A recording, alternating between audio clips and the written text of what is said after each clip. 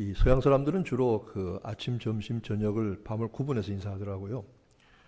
굿모닝, 뭐 굿나잇 이렇게 하고 그런데 이 한국 사람들은 그렇게 인사하지 않죠. 안녕하십니까?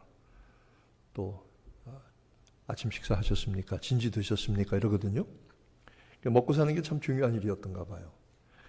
그래서 미국 사람이 와서 어떤 노인에게 굿모닝 그러니까 그 미국 사람도 한국식으로 인사를 하는데 좀 상놈인가 보다. 굴머니가 뭐냐고, 굴머니가.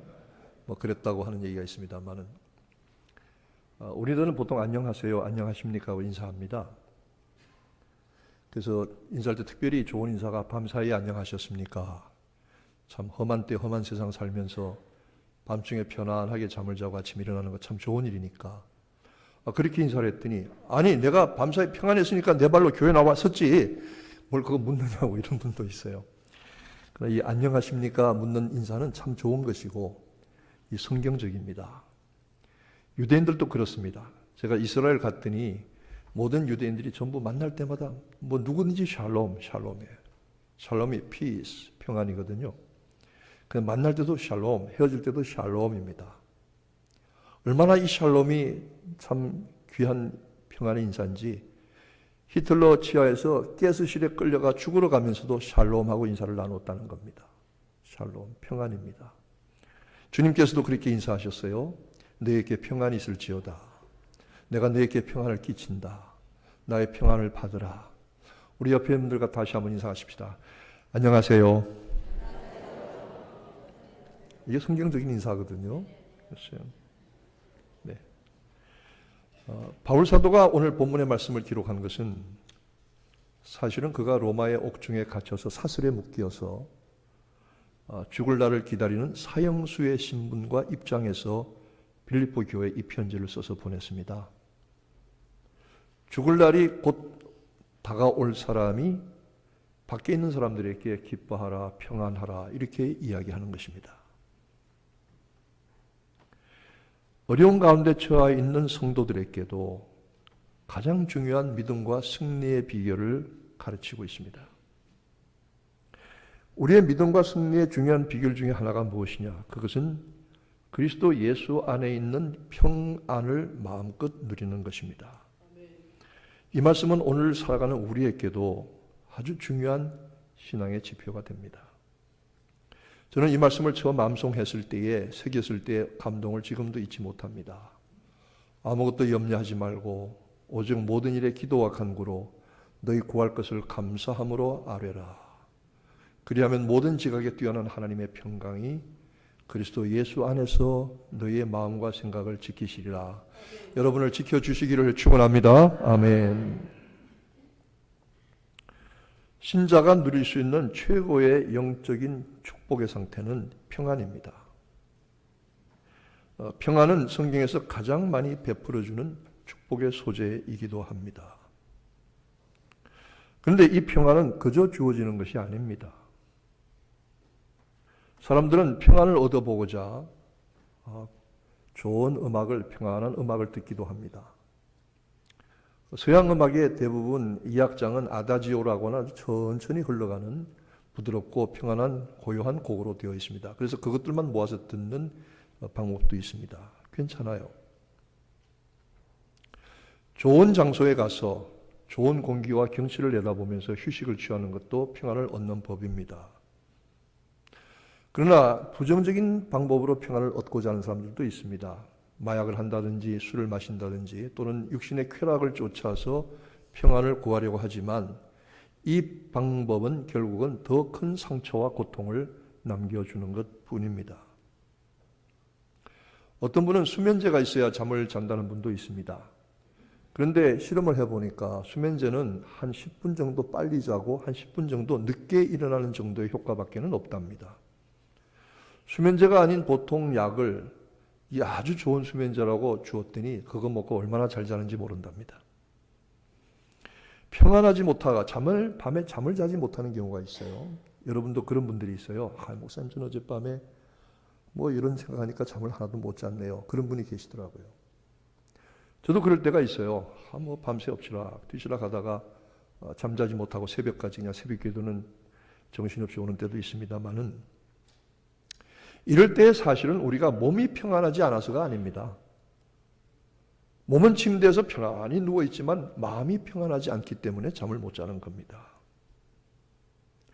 돈을 많이 주면 좋은 침대, 편안한 침대는 살 수 있지만 영혼의 평안함은 살 수 없다고 하는 말이 있습니다.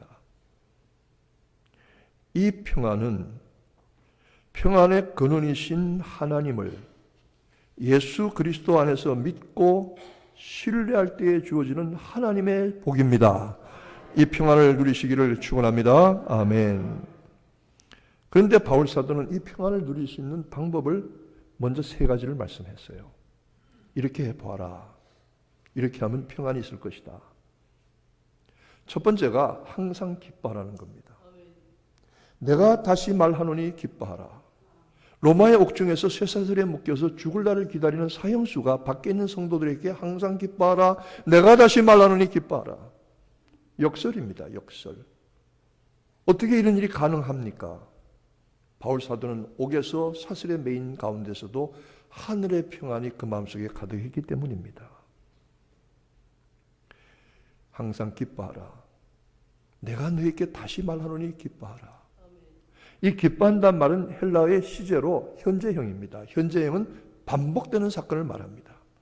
기뻐하고 또 기뻐하고 또 기뻐하고 또 기뻐하고 항상 또 기뻐해라. 그런데 우리가 어떻게 항상 기뻐할 수 있습니까? 목사님 우리 형편을 모릅니까? 아니 이게 기뻐할 처지가 됩니까? 그건 제가 잘 모르겠지만 성경은 무조건 기뻐하라고 말씀하고 있습니다.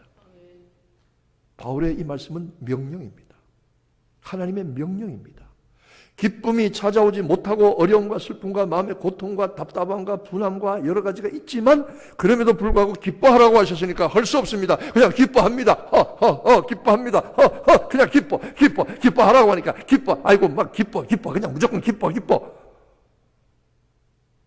제가 우습게 보입니까? 성경은 그렇게 하라고 말하고 있습니다. 성경은 그렇게 하라고 말씀하고 있습니다. 제가 얘기했지만 여러분 사람만 할 수 있는 게 두 가지가 있는데 사람만 할 수 있는 것은 웃는 것과 먼 장래의 계획을 세우는 겁니다. 그런데 사람만 웃을 수가 있더라고요. 제가 웃는 개와 고양이를 가져오면 밥을 사주겠다 그랬더니 어떤 분이 인터넷에서 굳이 사진을 구해갖고 왔는데 그게 웃는 게 아니고 인상 쓰는 거예요. 영어로 말하는 그린, 인상 쓰는 거더라고요. 사람만 웃을 수 있습니다. 아무리 힘든 환경에도 사람만 웃을 수 있도록 하나님께서 은혜를 주셨습니다. 능력을 주셨어요. 이대로 순종하시면 여러분에게 평안이 임할 줄로 믿습니다. 우리 옆에 분들하고 한번 웃어보세요. 빵긋하고 웃어보십시다. 빵긋. 웃어지는 거예요 이게. 참 말이 안 되지만 웃어지는 거예요. 순종하라는 거예요. 두 번째로 너희 관용을 모든 사람에게 알게 하라. 주께서 가까우시다. 여러분 나이가 좀 들으니까요. 두 가지의 좋은 점이 있더라고. 하나는 세상의 이치가 조금씩 이해가 되더라고요. 아 그랬구나. 젊었을 때는 몰랐던 것들이 조금씩 이해가 되고 두 번째는 웬만하면 그냥 넘어가는 관용하는 마음이 생기더라고요. 그게 뭐 다 그런 것은 아니고 모든 일을 다 관용할 수 있는 건 아니지만 웬만하면 그래 그렇지 그랬겠지 하고 그런 마음이 생기더라고요. 그게 왜 그런 마음이 생기느냐? 아이고 살아야 앞으로 얼마를 살겠소. 그런지는 모르지만 관용하는 마음이 생겨요. 졸라매고 잘라내고 때리고 지지고 볶고 비판하고 깨면은 내 마음이 고통스러워요. 웬만하면 그렇지 않고 너그럽게 받아주고 이해하고 그래. 설사 내게 아주 험하게 이야기하는 사람이라도 그래. 좋은 사람에게도 그래. 다 이렇게 서로 관용할 때에 그 마음의 평안이 찾아온다는 겁니다. 인색하고 줄일수록 그 마음은 더 고통스러울 수가 있다는 것이죠. 세 번째로 오늘 중요한 6절의 말씀 가운데 아무것도 염려하지 말고 아무것도 여러분 저도 집에 가면 걱정거리가 쌓였습니다. 아무것도 염려하지 말고 오직 모든 일에 기도와 간구로 방법이 없다. 기도하는 것, 간구하는 것 외에는 방법이 없다. 여러분 제가 요즘 금요일 저녁에 그 기도에 오시는 분들에게 처음에 기도하면 이렇게 얘기합니다. 하나님 우리가 여기 온 것은 기도하러 온 것은 다른 데 가서는 해결할 길이 없으니까 여기 온 겁니다. 기도밖에는 다른 탈출구가 없습니다. 다른 도피구가 없습니다. 기도밖에는 다른 해결책이 없습니다. 그래서 여기 나왔습니다. 기도하는 겁니다. 하나님 이런 문제 저런 문제 놓고 다 사람들의 영혼을 어려운 저 교회 상황을 놓고 그냥 기도하는 것밖에 없어요. 그냥 기도하는 거예요. 엎드려서. 왜? 그렇게 하라고 하셨으니까. 기도해도 여전히 마음속에 근심은 남고 염려는 남습니다. 그러나 성경은 말하기를 아무것도 염려하지 말고 오직 모든 일에 기도와 간구로 너희 구할 것을 감사함으로 하나님께 아뢰라. 기도에다가 무조건 감사를 붙여라. 감사의 태그를 붙여라. 하나님 허리가 아픈데요. 감사합니다. 자식이 속색이는데요. 감사합니다. 사업이 요즘 어려운데요. 감사합니다. 인생에 문제가 있는데 감사합니다. 마음이 옛날 같지 않은데 감사합니다. 무조건 거기다 감사의 딱지를 무조건 붙여라. 무조건 붙여라. 명령입니다. 이 명령에 순종하시기를 축원합니다. 그렇게 하면 평안이 온다는 겁니다. 순종하고 평안을 누리세요. 머리로 계산하지 말고 순종하여 평안을 누리세요. 우리는 이 평안으로 모든 것을 이기면서 살아갈 수가 있게 되는 것입니다. 그래서 이 평안이 주님을 향한 신뢰가 어디서 옵니까? 주님을 향한 신뢰는 이겁니다. 주님이 모든 것을 아시지 않습니까? 여러분, 우리의 처지와 형편을 주님이 다 알고 계시는 줄로 믿으시면 아멘 하시기 바랍니다. 그런데 왜 염려하십니까? 어떤 분이 기도할 때요, 이 노래를 부르면서 기도하는데 너무너무 은혜가 돼요. 아시지요 나의 주님, 부탁해요 주님, 아시지요 나의 기도, 부탁해요 주님. 옆에 있는데 얼마나 은혜가 되는지 몰라요. 나도 그렇게 불렀어요. 그 은혜가 돼요. 막 눈물이 나고 은혜의 샘이 터져요. 기도할 때 여러분 은혜의 샘이 터져야 됩니다. 기도의 문이 열려야 됩니다. 아시지요? 주님 다 아시지요? 주님 아시지요? 주님 아시니까 도와주실 줄로 믿습니다. 두 번째로 주님이 모든 걸 맡으십니다. 어떻게 맡으시는지는 모르지만 주님이 무조건 맡으십니다. 수고하고 무거운 짐진 자들아 내게로 오라고 하셨어요. 미국의 서쪽 끝에 저 멀리 사신 어떤 집사님이 있어요. 1년에 저하고 한두 번 통화하시는 분인데 옛날에 같이 신앙생활 했어요. 한 번은 저한테 전화가 왔어요. 목사님, 어젯밤에 목사님 꿈에 뵀는데요. 윤 목사 바쁘다. 뉴욕에 있는 신자들 꿈에 가기도 바쁜데 멀리 서부에 있는 사람 꿈에도 가려니 얼마나 바쁜가. 하룻밤에 몇 번씩 댕기려면 전 참 피곤합니다. 그런데 성도들이 이야기하기를 목사님을 꿈에 봐서 손해본 적이 별로 없었대요. 여러분, 라또도 웬만하면 사시기 바랍니다. 그런데 꿈에 무슨 일이 있었느냐. 이분이 참 인생의 무거운 짐을 가지고 있었어요. 외아들이 있었는데요. 고등학교 때 스포츠카 하나 사줬대요. 하도 사달라고 졸라서. 스포츠카를 타고 밤에 산길에 애들이 스피드 경기를 하다가 경주를 하다가 차가 굴러떨어져서 4명이 죽었어요. 고등학생들이. 이 아들이 4대 독자예요.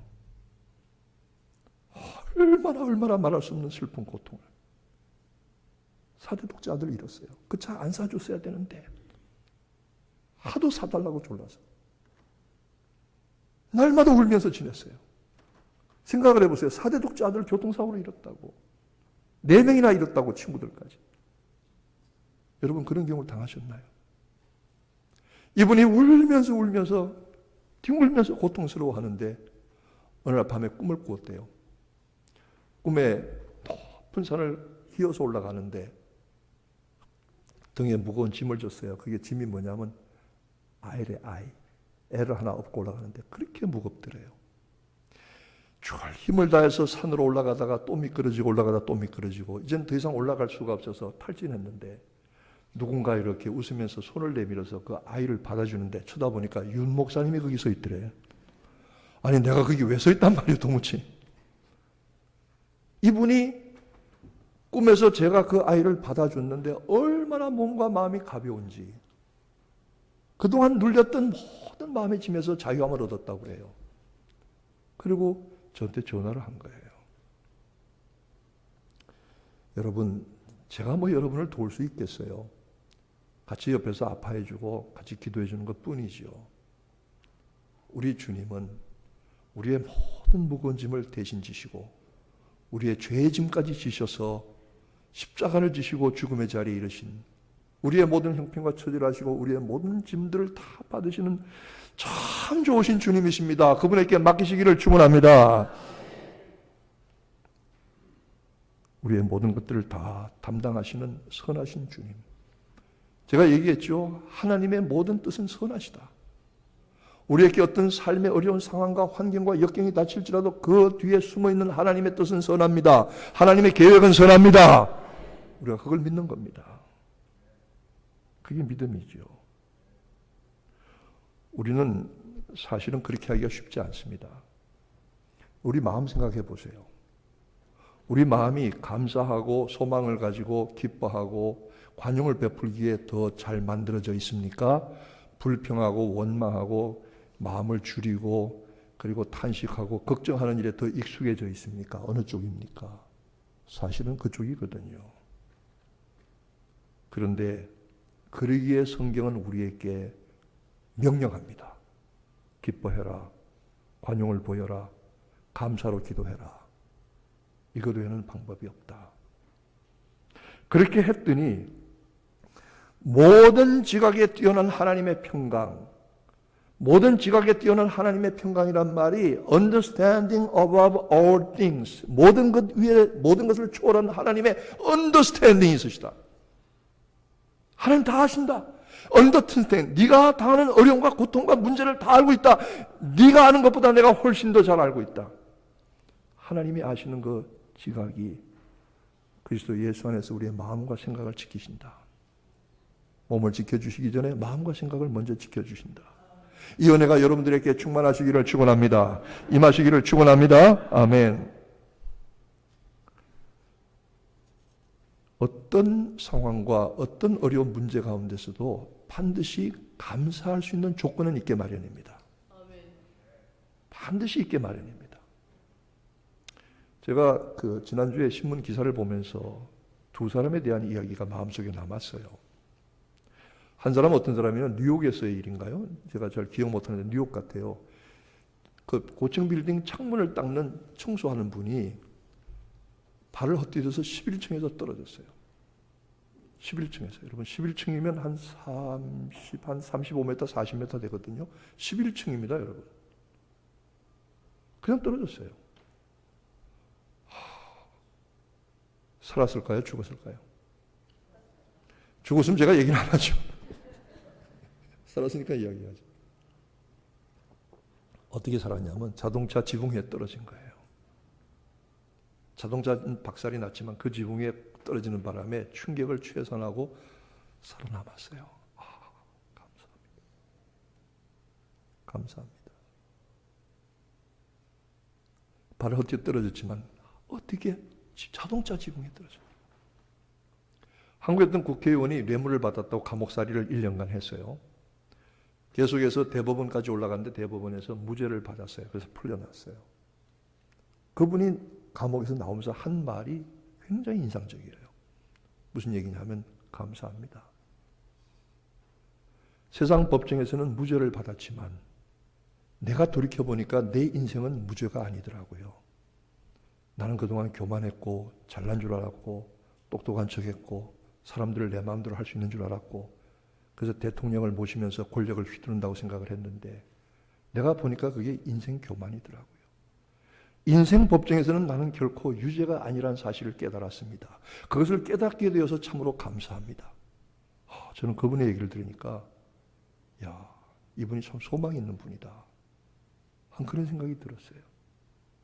우리의 삶의 어떤 어려운 가운데서도 반드시 긍정적인 면과 감사할 점이 있게 마련입니다. 아무리 내게 악하게 하는 사람에게도 선한 점이 있고요. 아무리 선한 사람에게도 잘못된 점은 있을 수가 있어요. 그런데 바울은 오늘 성경 본문의 마지막에 하늘의 평안을 누릴 수 있는 방법을 또 한 가지를 우리에게 제시해 주고 있습니다. 저는 이때까지 이 말씀을 들을 때에 앞에 세 가지만 이야기를 했거든요. 아무것도 염려하지 말고. 그 뒤에 보니까 이렇게 말하고 있어요. 정말로 형제들아, 무엇이든지 참되며 경건하며 옳으며 정결하며 사랑할 만하며 칭찬할 만하며 무슨 덕이 있든지 기림이 있든지 이것들 생각하라. 이것만 생각하라.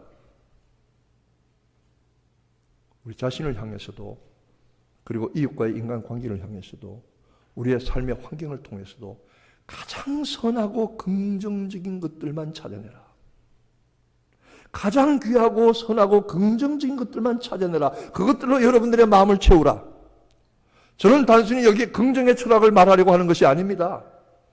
로버트 슐러나 노만 빈센트 필같이 얘기하려고 하는 것이 아닙니다. 이것은 성경이 우리에게 가르쳐주시는 원리요 명령입니다. 여러분의 마음속에, 여러분의 삶에, 여러분의 이웃에, 인간관계와 삶의 모든 환경에서 가장 좋고 아름답고 긍정적인 것들만 찾아서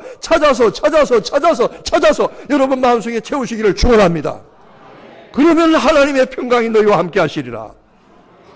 우리는 별 불평하고 비판하고 따지고 흠잡기를 좋아하지만 저도 그런 사람입니다. 그러나 성도들에게 가정에서, 인간관계에서, 삶의 환경에서 무엇 하나라도 긍정적인 점이 없을까? 무엇 하나라도 좋은 면이 없을까? 무슨 일이나 사람이나 사물에 반드시 긍정적인 것들을 찾아서 그것들로만 여러분의 마음을 채울 수 있다면, 그리고 감사할 수 있다면 하나님의 평강이 너희와 함께 하시리라. 평강의 하나님이 너희와 함께 하시리라. 여러분, 평강은 거저 주어지는 거 아닙니다. 뭐 평강 한다고 되는 게 아닙니다. 하늘의 평강을 누릴 만한 이 명령에 순종할 때에 모든 것을 이길 수 있는 그리스도의 평안이 여러분에게 하늘로부터 임하실 줄로 믿습니다. 이 은혜가 여러분들에게 충만하시기를 주님의 이름으로 축원합니다. 주님의 이름으로 축복합니다. 기도하겠습니다. 하나님 아버지,